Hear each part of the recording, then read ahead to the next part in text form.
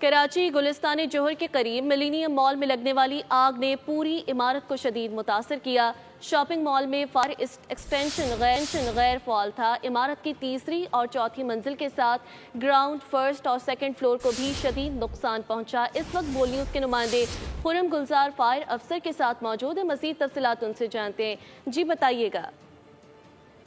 तो इस वक्त मैं मौजूद हूँ राशिद मनाज रोड पर वाक़ मारूफ शॉपिंग सेंटर मिलीनियम मॉल, जिसमें रात गए आग लगी और आग ने देखते ही देखते छत और तीसरी मंजिल को अपनी लपेट में लिया।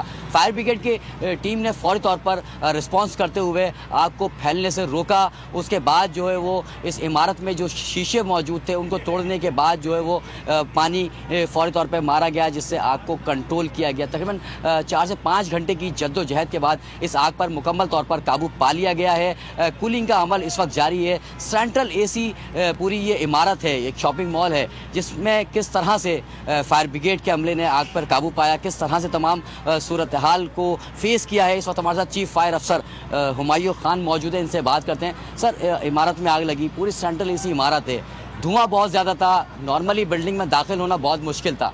किस तरह से फायर फाइटिंग की गई और ये सारा सिलसिला को कवर किया आपने? तकरीबन 11 फायर टेंडर, 2 बाउज़र, 2 स्नारकल, ये बिल्कुल एक कांटून ऑफ करके हमने ऑपरेशन किया। और ऊपर से भी फायर फाइटर्स उतरे और नीचे से भी इंटर हुए, स्नारकल भी ऑपरेट होती रही। यही वजह है कि अल्लाह का करोड़ों करम है कि 2.5 से 3 घंटे के अंदर हमने इसको कंट्रोल किया है। ये यहाँ पर अगर कभी आप आए हों तो ये ऊपर से ज़्यादातर जो है वो ये अपना लेडीज़ के कपड़े हैं, जिसमें रुपट्टे हो गए, अपना वही ये सारा जलने वाला मटेरियल, जिसके लिए हीट ही काफ़ी होती है। स्नारकल की मदद से इस इमारत के शीशे जो है वो तोड़े हैं और फिर यहाँ से फायर फाइटिंग की गई, पानी अंदर डाला गया और नीचे से जो गेट से जो दाखिल होने वाले फायर फाइटर्स थे उन्होंने आग को नीचे आने नहीं दिया। आग को 3rd फ्लोर पे, तीसरी मंजिल पे ही रोके रखा, जिससे एक बड़ा नुकसान जो है वो उससे होने से ये इमारत। सब्सक्राइब करें और बेल दबाएं ताकि कोई खबर रह न जाए।